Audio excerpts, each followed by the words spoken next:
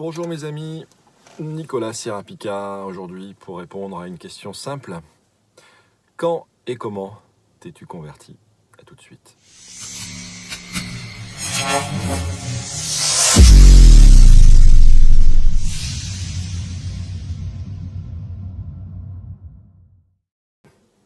Bonjour mes amis, aujourd'hui j'aimerais raconter les circonstances de ma conversion. Comment je suis devenu chrétien, comment j'ai rencontré Jésus-Christ. C'était en 1989. J'étais un jeune qui se déclarait bouddhiste et qui surtout prenait quantité de drogue. Pas de drogue dure, c'était pas mon truc, mais je prenais des drogues douces que j'ingérais surtout, et je prenais aussi beaucoup d'amphétamines, ce qu'on appelle du speed, et d'autres drogues, des médicaments, des barbituriques, des calmants, des Valium, des choses hallucinatoires aussi. Voilà. C'était ma jeunesse, ça s'est passé entre ma 16e et ma 20e année. Presque 21e année. Quand j'avais presque 21 ans, un ami à moi qui s'appelait Denis, il est décédé en 1995 du sida. Donc c'était au mois de mai 1989. Et Denis s'est converti. Il a rencontré le Seigneur Jésus-Christ dans une église de gitans, ou de tziganes, on va dire, à Bordeaux, à côté de la gare Saint-Jean, derrière la gare Saint-Jean, qui est un quartier très mal famé.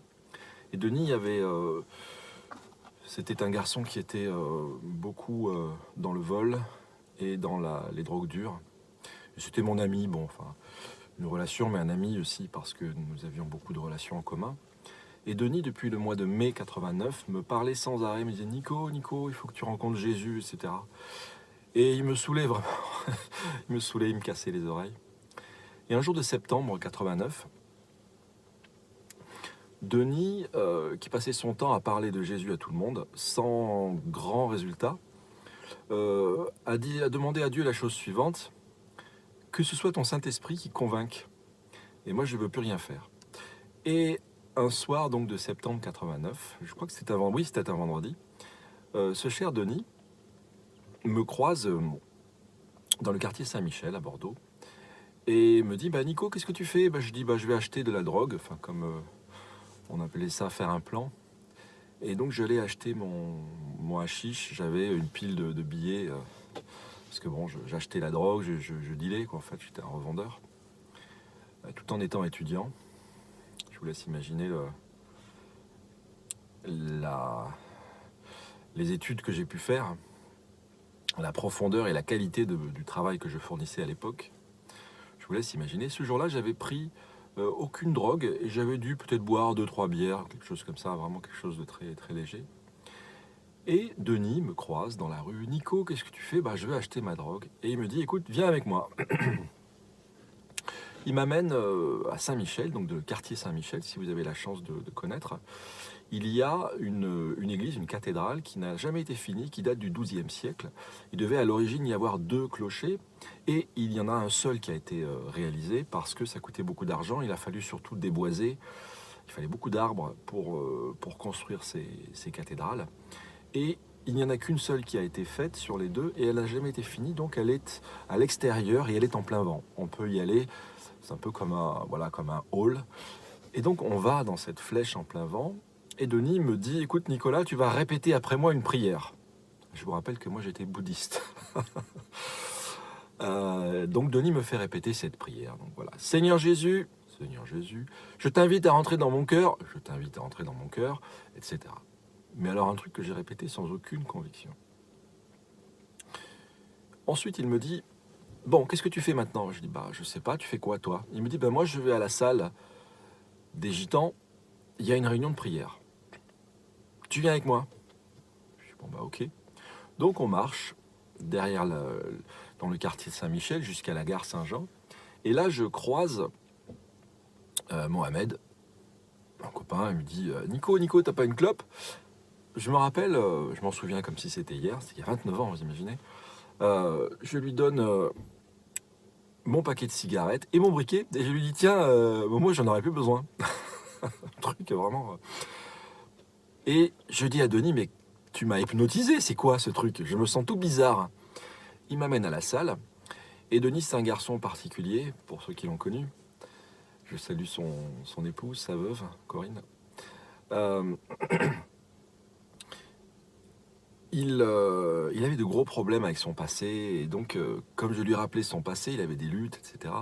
Comme je lui rappelais son passé, qu'est-ce qu'il a fait, cet énergumène?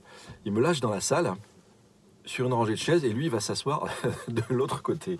Ce qui fait que là, je me retrouve dans la réunion de prière des Gitans, pour ceux qui connaissent, donc derrière la gare Saint-Jean à Bordeaux, donc dans la rue Sonté, une église de la mission Vie et Lumière, fondée par Clément Le Cossec. Je salue Paul Le Cossec d'ailleurs, on va parler ensemble prochainement. Un de ses fils qui a repris le flambeau de la mission en Inde avec les Intouchables, les Orcastes. Et donc, Denis me parachute dans la salle, je me retrouve tout seul au milieu de tous ces gens-là. Et Denis s'assoit de l'autre côté de la salle, enfin, pas mal de rangées plus loin, et me laisse tout seul. Et la réunion commence. Les gens chantent, oh là là. Je ne comprends absolument rien. Il y a un gars qui parle. C'est pas, je veux dire, il m'a pas amené dans une réunion d'évangélisation. C'était vraiment pas le truc à faire. Mais vous allez voir que c'était un rendez-vous divin, je pense. Parce que quelques temps avant, je venais de rentrer d'un été absolument désastreux dans le sud de la France. On avait fait toutes sortes d'horreurs, de bêtises. Et je reviens chez mes parents, je voyais la rentrée qui se profilait. Donc c'était au mois de septembre, ça. Je voyais la rentrée qui se profilait. Et je voyais mon année passée où j'étais à la fac, où je ne faisais strictement rien que de prendre de la drogue et de faire toutes sortes de bêtises, traîner dans la rue avec les punks et les punks à chiens, vous savez. Donc c'était l'époque aussi. Et j'étais allongé sur mon lit dans la chambre de mes parents, parce que heureusement j'avais la grâce d'avoir mes parents à l'époque qui me tenaient, sinon je pense que j'aurais fait des choses terribles. Et j'étais allongé sur mon lit, je revenais de cet été désastreux, et je disais, mais qu'est-ce que je vais faire de ma vie? Et je me dis, finalement, je me ferais bien curer. Truc de dingue, alors que j'étais bouddhiste. Hein. Enfin, je me déclarais bouddhiste. Et donc, dans cette salle, un soir de septembre, un vendredi soir de septembre 1989, les gens ont chanté. Un gars s'est approché au micro et a commencé à parler. Et je n'ai strictement, mais alors, rien compris. Et là, la réunion de prière commence. Donc pour ceux qui connaissent les églises de la mission Vie et Lumière, donc c'est l'effusion. C'est toujours très beau. Oh Seigneur, je te prie pour mon cousin, il a la barodève. Et les gens prient de façon spontanée, peut-être pendant 20, 30, 40 minutes. Et à ce moment-là, il s'est passé quelque chose de très étonnant. Il y a une force qui est venue sur moi. Je ne sais pas l'expliquer. Moi le bouddhiste, moi le drogué, moi l'orgueilleux, moi qui disais à mon ami Denis, mais tu sais, mais Dieu c'est moi, Dieu il est partout. Moi, j'étais imbibé de philosophie orientale. Pour moi, Dieu, il est dans l'art, il est même une poubelle et fait partie de Dieu quelque part. Même le mal fait partie de Dieu quelque part. Et là, quelque chose tombe sur moi, le Saint-Esprit. Et je me mets à trembler. Peut-être pendant 20, 30 minutes, je ne sais pas décrire exactement combien de temps ça a duré, mais je me mets à trembler. Et toute ma vie passe devant mes yeux, depuis l'instant où je suis rentré dans cette salle,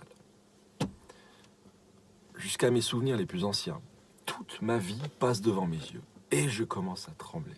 Et je commence à voir la réalité, l'état de mon cœur devant Dieu. C'est un peu comme... si vous disiez à une maîtresse de maison presque très méticuleuse et presque maniaque, dis donc, cocotte, ta maison là, elle est pleine de poussière. La femme, elle va vous dire, mais c'est pas possible, qu'est-ce que tu me racontes? Et là, vous dites, bah tiens, regarde, vous ouvrez la fenêtre et vous montrez un rayon de lumière qui passe, et qu'est-ce qu'on voit en suspension dans l'air? Des millions de grains de poussière. Et ben c'est ça, c'est que on vit dans ce monde sans être comparé, sans être confronté à la sainteté de Dieu. Quand on est confronté à la sainteté, à la beauté, à l'amour même, à la puissance, à la souveraineté, à la majesté de Dieu, là, la réalité de notre cœur nous apparaît. Et subitement, moi, le drogué, moi, le bouddhiste, moi, tout ce que vous voulez, le faux étudiant en langue, je me vois confronté à la sainteté de Dieu. Je vois l'état de mon cœur devant Dieu. Et qu'est-ce que je vois? Je vois que je suis un pécheur. Et pendant 20-30 minutes, je suis secoué comme un prunier. Les chaises grinçaient, je me rappelle. C'était terrible. Et j'ai vu ça plusieurs fois chez les gitans aussi, quand le Saint-Esprit tombe sur des gens qui ont des tas de problèmes, des gens qui sont dans la drogue, dans les addictions diverses.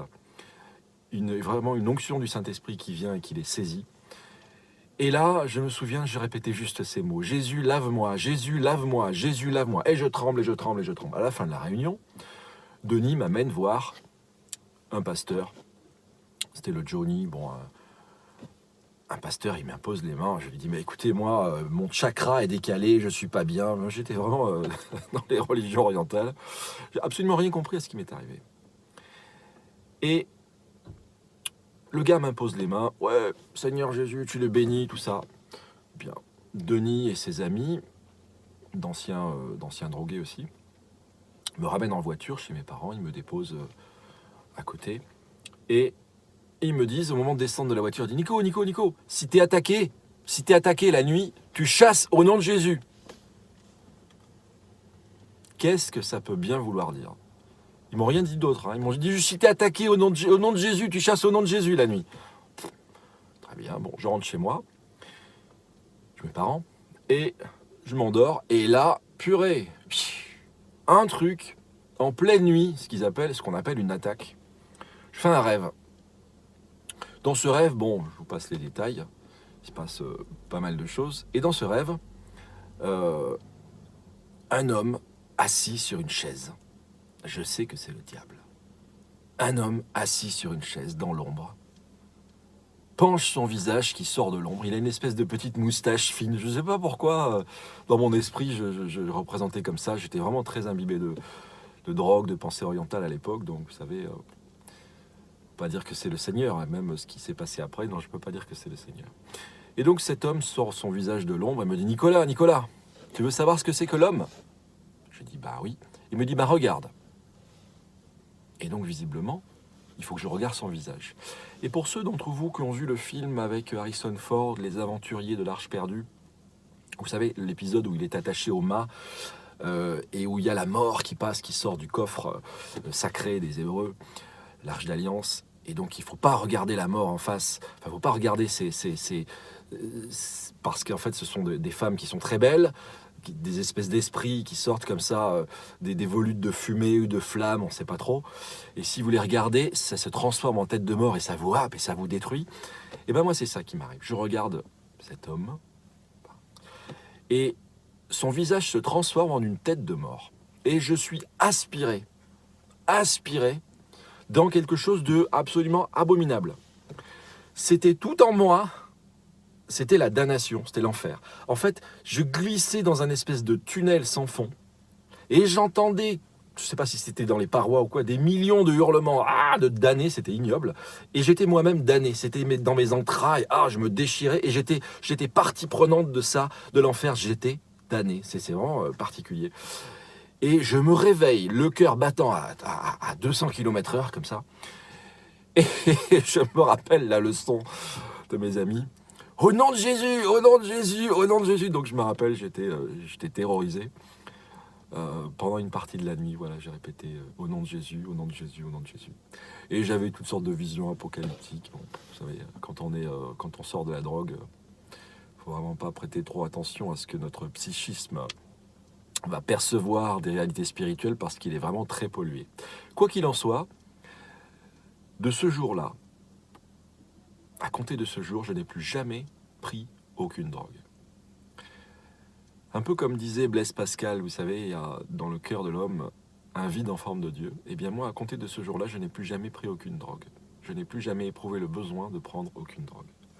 Et à compter de ce jour-là, je n'ai plus jamais pris d'alcool, dans le but de me saouler. Enfin, il m'est arrivé une fois de boire 2 bières, parce que j'ai eu une petite déconvenue sentimentale, c'est au début de ma conversion, mon petit moment de blues comme ça. Mais vraiment, c'était... Et j'ai été totalement libéré de la drogue, totalement libéré de l'alcool.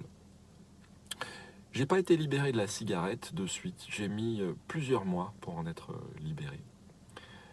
Mais en tout cas, j'ai été complètement libéré de l'alcool, de la drogue. Et Jésus-Christ est devenu le Seigneur de ma vie. Voilà, c'était les premiers instants de ma vie chrétienne. Et j'ai fréquenté donc cette église d'Igane. Ensuite, bon, je suis parti étudier la Bible dans une église du Plein Évangile à Grenoble, avec l'équipe du frère Truchel, des gens comme Christian Pellone aussi et d'autres. Voilà, chers amis, c'était comment je me suis converti, comment j'ai rencontré le Seigneur Jésus-Christ. Voilà, j'espère que ça vous a donné envie, en tout cas, de vous placer vous-même devant Dieu. En tout cas, c'est un récit, vous pouvez pas me l'enlever, c'est quelque chose que j'ai vécu, et c'est personnel, et que le Seigneur fasse que, par son esprit, il vous saisisse, et si vous voulez en parler, si vous souhaitez rencontrer, faire une expérience avec Dieu, parce que se convertir par la raison, je ne suis pas super convaincu que ça peut transformer qui que ce soit. Mais transformer quelqu'un qui était dans les ténèbres complètes, dans l'orgueil, j'étais quelqu'un de très orgueilleux, mais j'étais surtout dans les brumes de la drogue et du mysticisme oriental. Sortir quelqu'un et en faire un père de famille, père de 5 enfants, avec un travail, avec une vie, on va dire, à peu près normale, même si on a connu des épreuves. Je crois qu'il n'y a que Jésus-Christ qui peut faire ça.